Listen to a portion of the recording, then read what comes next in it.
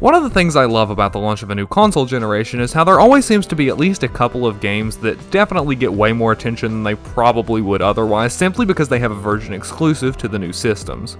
When talking about the launch of the PS5, there's no question that Bugsnax is one of those games. The trailer, released right alongside one of the first big PS5 showcases, seems perfectly tuned to catch people's attention and keep them talking. The whole thing really felt like a fever dream. On the one hand, you've got people going on about the extremely catchy original song, and on the other hand, we have people absolutely convinced that this is going to turn into a psychological horror game, and not without good cause. This particular title has been out for a while now, and I finally got a chance to put it through its paces. I think it's time we talk about Bugsnax. This is an audacious game. You play as a Grumpus, these weird Sesame Street things. They're the people of this world, it's not really important. You're an investigative journalist sent on a field mission to the mysterious Snacktooth Island in order to interview the explorer Elizabeth Megafig.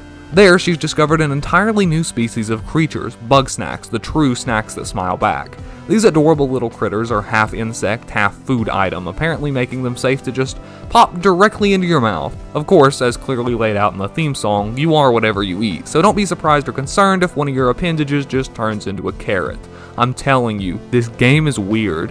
When you actually arrive on the island, however, you find Elizabeth missing and the town more or less completely deserted. Your character has a surprisingly single-minded devotion to interviewing Lizbert. You're really only here because you don't want to lose your job, but unfortunately you can't do this if she's missing. That means you'll have to find her, and in order to do that, you'll need to interview the various other Grumpuses that have made her acquaintance. This involves helping out Mayor Filbo on his mission to bring all of the denizens of the island back to Snackburg. Of course, your fellow Grumpi aren't just going to come back without a little something thrown in there for them. This is where the Bugsnax finally come into play, as you'll need them to complete these side quests. Bugsnax is an interesting looking game. Sure, this might not be the latest in AAA excellence, but the models look very crisp and the character designs clearly had a ton of time and effort put into them.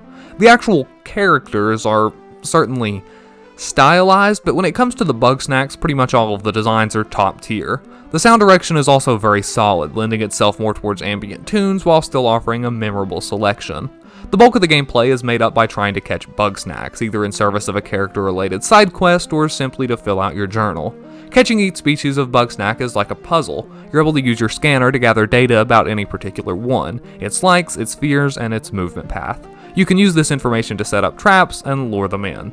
This game also serves as a pretty great field test for the DualSense controller. It's really exciting to see some of the unique features of the new device used in a more casual way, and I think the results are very nice.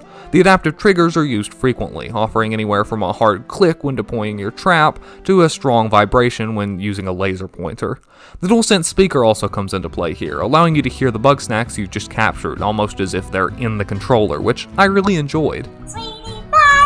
Of course, all of the story and control conveniences in the world won't save the game if the main gameplay loop isn't satisfying.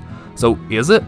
Well, yes. Catching Bugsnax is a lot of fun. It very much appeals to my collector mentality, which is a fast track to success when I'm the one playing. I'm sure by now you've noticed the similarities of Bugsnax to Pokemon, and I'm happy to report that the parallels are all good.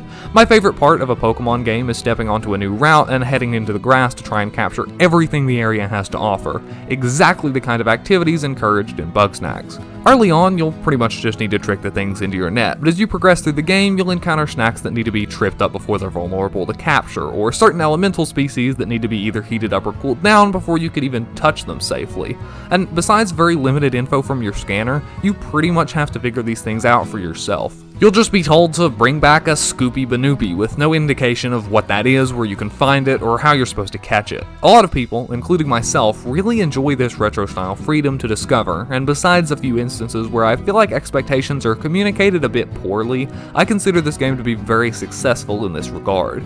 As you explore more of Snacktooth Island, you'll uncover new biomes to explore, and with them new snacks to capture. Exploration is really solid, with the microclimates of the relatively small map reminding me of a game like Slime Rancher, while actually making a shocking amount of cohesive sense. The area motifs, while pretty standard, are executed well, and there are a couple of neat spins to existing tropes, like Boiling Bay, a beach area that intersects with an active volcano. Without a doubt though, the most interesting part of this already completely off the rails game is the story. This is the kind of game you would expect a subsistence level plot from, just enough to set up the premise and give you a reason to actually complete all these missions. This is not the case at all. This title is shockingly story-driven, with a large portion of the runtime being dedicated to solving unexpectedly deep interpersonal conflicts between the various townsfolk. It is no small task to actually get me to feel invested in a game story and its characters, especially in a game like this. I'm much more likely to simply get annoyed at all the interruptions to the action. Bugsnax, however, somehow managed to draw me in and keep me engaged throughout the entire run. For such a seemingly lighthearted game, the plot can actually get really serious. I won't spoil anything, but to put it in perspective, there's a trophy for all the characters still being alive when you finish. The process of unlocking the Platinum Trophy is very fulfilling. You would obviously expect trophies for the basics, like collecting and scanning every species of Bugsnak, conducting every interview, etc., but I was pleasantly surprised to find an assortment of other small challenges to complete that extend playtime a bit and really make the Platinum feel earned. I think it's good when achievements serve to push you towards activities you might not ordinarily gravitate to, but still offer a satisfying experience.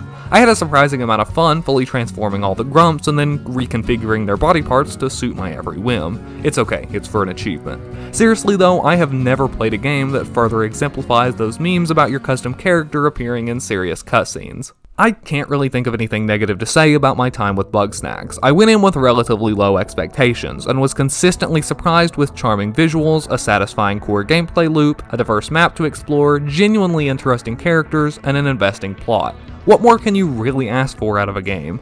I really got sucked in, completing the bulk of the game over 2 days straight for a total of 17 hours of playtime throughout the run. I totally recommend you check out this game, and if you happen to own a PS5, it's currently available for free to all active PS Plus members. If you haven't managed to pick up a next-gen console yet, the game is also available on PS4 as well as PC, but there are a couple of caveats for each. Unfortunately on PC, the game is currently only being offered through the Epic Game Store, and you know what that means? No achievement support.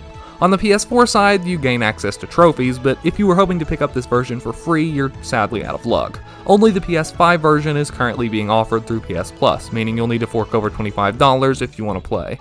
On the bright side, if you are a PS Plus subscriber and plan on picking up the PS5 at some point in the future, you can go ahead and add the game to your library through a browser, and it'll be available to play when you grab your system, whenever that might be. I had a great time with this game, and I really think you should give it a go. After all, everybody's talking about Bugsnax. What do you think about Bugsnax? Let me know in the comment section below. I'd love to hear from you. While you're down there, why not leave a like if you enjoyed the video and subscribe if you haven't already so you never miss a future upload. It means a lot. Feel free to check out my socials while you're down there, along with any of the music used in this video. I think we're about out of time, so until next week, thanks for watching.